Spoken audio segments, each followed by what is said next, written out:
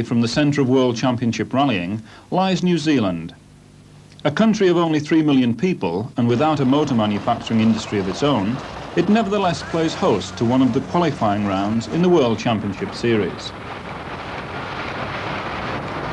The New Zealand rally has had a troubled past as regards its World Championship status. In one year, out the next, then back in again. The politics of the sport have perhaps played too big a part in its history. And for all that, it remains essentially a good event, offering superb special stages, not unlike Finland, competent organisation linked to a degree of hospitality and genuine friendship found on few other World Championship rallies. The 1984 event was held entirely in the North Island and consisted of 4 separate legs with an overnight halt at the end of each one, which made for a very civilised event. Main spectator interest at scrutineering was, of course, the 3-car entry from Audi for Roll, Mikkola and Blomqvist. That the gravel roads would suit the Audis was never in doubt. The talking point prior to the start, however, was who would be allowed to lead. Stig is Audi's hope for World Championship drivers' honours, but as we have seen in the past, as far as Walter Roll is concerned, team orders sometimes get forgotten in the heat of battle, particularly if Walter is in the lead. Lancia had a single entry for Marco Alain, a token gesture to please Marco, serviced from a collection of hired vans and lacking the huge impressive effort one normally associates with a Lancia equipe on other World Championship events. Marco, however, was his usual smiling self and was aware that although his entry lacked the resources he usually has at his disposal, the commitment from himself and the small band of loyal mechanics would never be less than 100%. Toyota came to New Zealand 2 years ago and finished a remarkable first and second with their Celicas. They are aware that this year they would have to produce something remarkable to get a similar result. For whilst the cars certainly have the power, there seems to be no substitute these days for 4-wheel drive. Their drivers, Valdegaard and Kankkunen, can somehow surprise the pundits with good results against seemingly impossible odds. Witness Valdegaard's win on this year's Safari Rally. Realistically, however, they know that New Zealand is a totally different type of event from Safari, and their chances must be slim. Other leading entries were received from Nissan for Timo Salonen and local driver Reg Cook, Frans Whitman in his rather battered Quattro, as well as a host of top New Zealand crews, anxious to prove that they could compete on terms with the overseas drivers.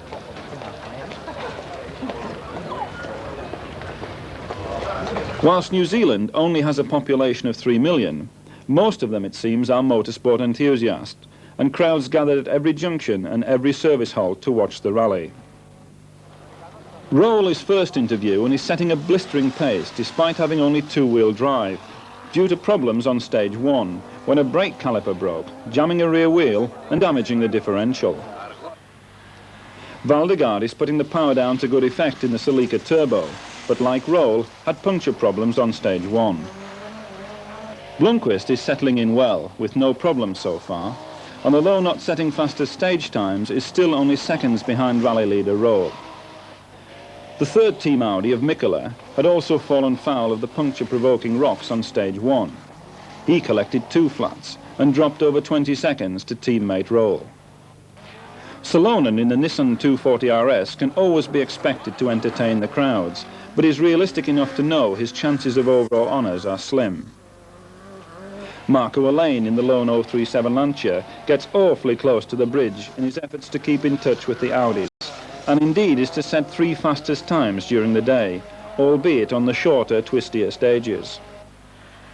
Juha Kankkunen, partnered by British co-driver Fred Gallagher, is playing himself in very steadily. Not having had the chance to practice his pace note at rally speed results in 1 or 2 spins, but he is nevertheless well inside the top 10.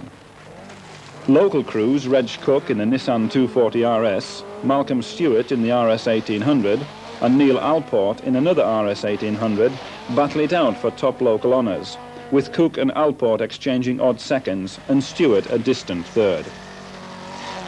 Over from Tahiti, but not making any impression, and indeed proving an embarrassment seated at number 18, was Michel Bagard in a Renault 5 Turbo. Stage 5, 25 kilometres of mainly gravel stage, with the odd piece of tarmac thrown in, to keep crews and spectators on their toes.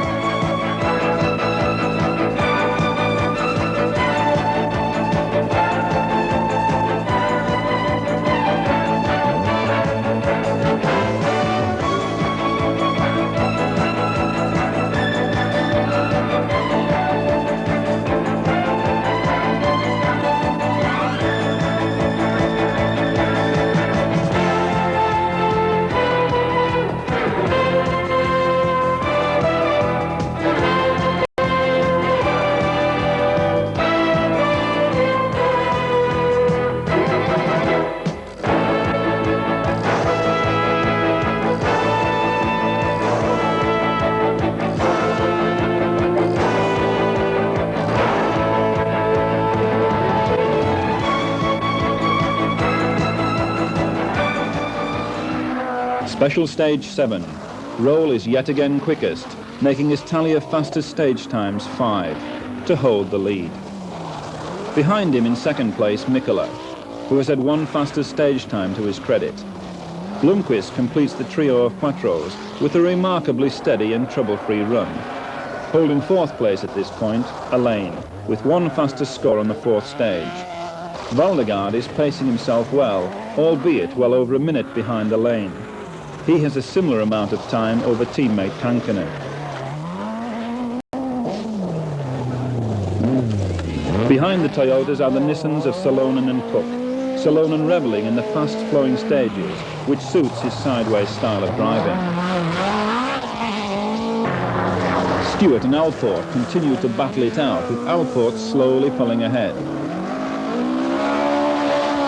Blair Robson in the Mitsubishi Turbo is putting in a consistent performance to hold a place in the lower half of the top 20. With dusk falling, crews tackle stage 8 on the run back towards Auckland. Roll sets yet another fastest time to consolidate his lead. Valdegaard is over 20 seconds slower on this 23-kilometre stage. Blomqvist and Mikkola share identical times, with Mikkola just ahead overall by mere seconds. Alain is only 15 seconds behind Blomqvist to hold fourth place. With the pressure really on, the slightest error will be punished. Salonen is pushing hard to try and reel in Kankkunen, but without too much effect, the young Toyota driver maintaining his pace and managing to stay ahead. Whitman is mixing it with the Toyotas and Nissans, and although never producing startling stage times, is holding a top 10 position. The battling Kiwis, Cook, Stewart and Alport, are still hard at it, but they have a new challenger in the shape of number 23, Brian Stokes, in yet another RS 1800. A roadside service area after stage 10 near Matakana. First car to reach the Audi mechanics is Blomqvist. Of rally leader Walter Roll there is no sign.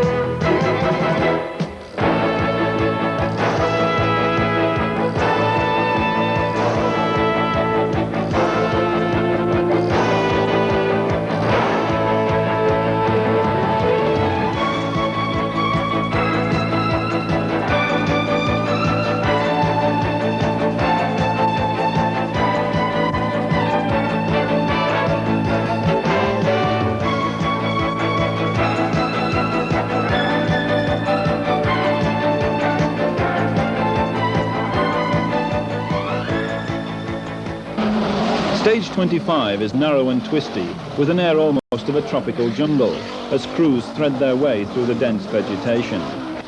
The Quattros again set first and second fastest times, with Elaine in third place. Team Toyota Europe boss Ove Anderson joins the crowd to see his crews in action, and only 2 seconds separate them, Kankkunen being the fastest. The two Nissan 240 RSs are still there, although not making an impression on either of the two Toyotas. The two RS 1800s of Alport and Stewart are also still battling it out, with Alport drawing ahead, beating Stewart on this stage by 14 seconds. The real drama lies ahead, however, on stage 27.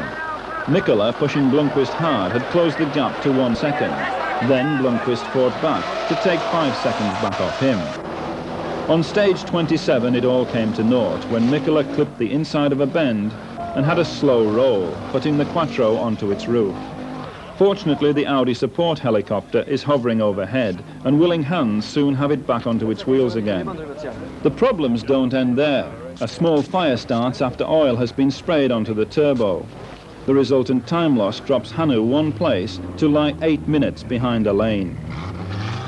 Timo Salonen also has cause to remember stage 27. He rolls twice but comes to rest on his wheels, and remarkably, despite the revised bodyline, sets second fastest time. The most serious casualty was Juha Kankkunen. Concentrating perhaps too hard on catching Stewart's escort than listening to Fred Gallagher's notes, he bounces 3 or 4 times off the banks before rolling slowly 30 feet down a ravine. He was fortunate the trees held him, as it was a further 80 feet to the river in the bottom. Help was soon on hand, and whilst a recovery Land Rover took the strain to prevent the rally car from sliding further down the slope, a more substantial breakdown truck was brought up to retrieve the car. Much pushing and heaving soon had it back on its wheels, and back onto the track. Remarkably, there was relatively little damage, and once some fresh Duckham's oil was poured into the engine, it fired up and the crew were to drive it back to the Rotorua rest halt.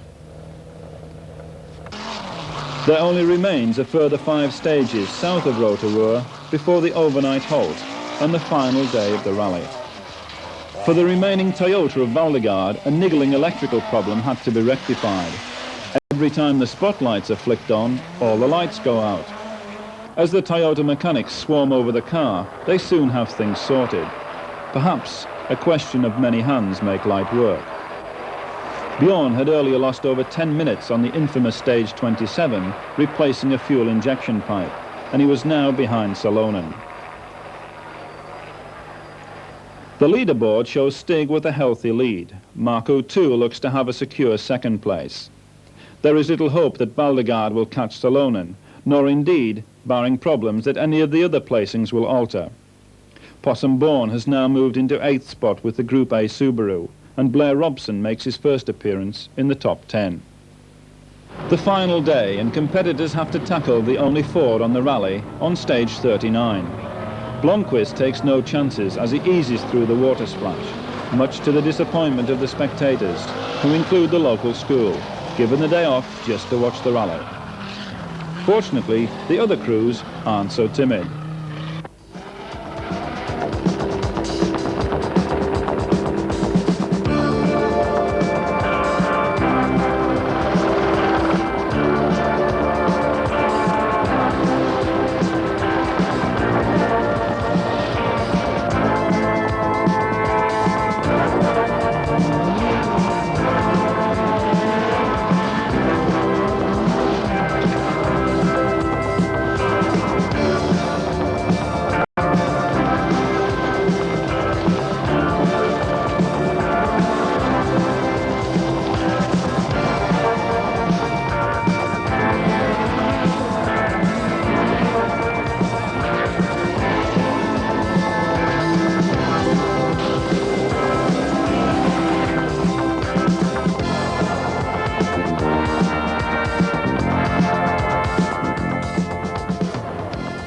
As the sun begins to fall, there remains only 2 more stages en route to the rally finish back in Auckland. Blomqvist, still at the head of the field, is content to let Elaine and Mikkola fight for the fastest stage times, knowing he's sufficiently in the lead and only mechanical problems can rob him of victory. Salonen too knows the gap to Valdegard is too much to worry about being overtaken. and indeed most crews are content to motor at 8/10 towards the finish. Cook has managed to consolidate his #1 Kiwi place and is naturally reluctant to risk losing it. The finish ramp at the Travelodge Hotel Auckland at the end of 4 days and nearly 1,100 kilometres of stages. Possum Bourne and Mike Eggleton bring their four-wheel drive Subaru home in 8th place and first Group A, a popular victory for the likeable Kiwi. Reg Cook finishes first Kiwi, however, in 6th place after his rally-long battle with Malcolm Stewart. 5th overall, Bjorn Valdegaard and Hans Thorselius, not destined to repeat their win of 2 years ago. The fuel injection problems on the 3rd day costing them a certain 4th place. In 4th spot, Timo Salonen and Seppo Hayanei, who despite their role never gave up and entertained in fine style with their sideways driving technique.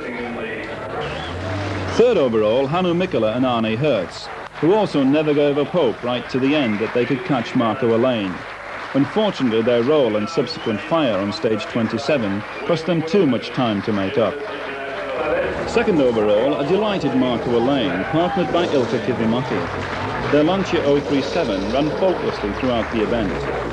They are aware, however, that four-wheel drive is necessary to win, and leave no one in any doubt that when the new four-wheel drive Lancia Delta arrives on the rally scene in 1985, that's exactly what they will be doing. For Stig Blomqvist and Bjorn Cederberg, winning the 1984 Sanyo New Zealand Rally was a just reward after their cruel disqualification from the 1983 event. They had driven a well-judged and trouble-free event and richly deserved the applause of the crowd at the end of a first-class performance on a first-class rally.